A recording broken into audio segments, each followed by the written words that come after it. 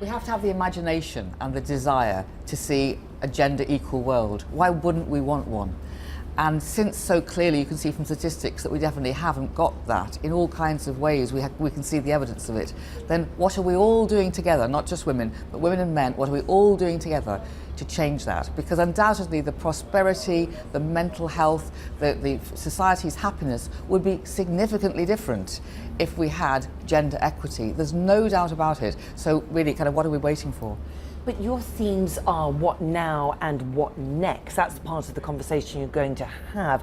But what's interesting is the relationship that women seem to have where money is concerned. Yeah, so I set up and I'm a part of something called Ensuring Women's Futures, which we created to look specifically at the fact that women's financial knowledge, financial literacy, financial confidence is really not good.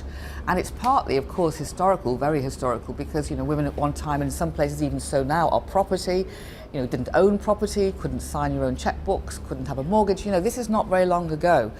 And still, really, I would say the financial sector speaks about money all to a male concern.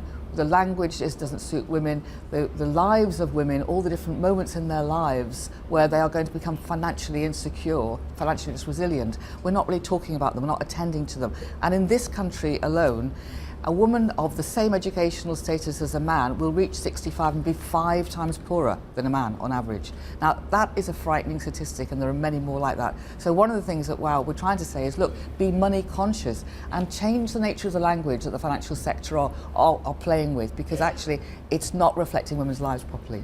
Would it matter so much if women just had better positions with better paid jobs? Then the starting point would be clearly much stronger if they were giving those opportunities. Well, look, there's a lot of things. For example, women traditionally are encouraged to go into jobs that will eventually be lower paid automatically, caring jobs, soft jobs where society doesn't give them the same pay. They automatically therefore get less pension. Who encourages women to go into those jobs? It's a question of I don't know anyone in my social circle who encourages our daughters to go into lower paid careers. You may not, but first of all, let's talk about this as a global thing. I don't see, I'm going to challenge it. I'm fully paid up, okay? But I don't see any evidence of anyone I know, professionally, socially, or when I read in the papers, encouraging women to go into careers that ultimately have less financial reward. Well, I think you're wrong. Okay. All the evidence that I have from right across the country and right across the globe. Can you tell me about some of that? Yeah, because a lot of girls and women are still encouraged to feel that the natural place for them to go into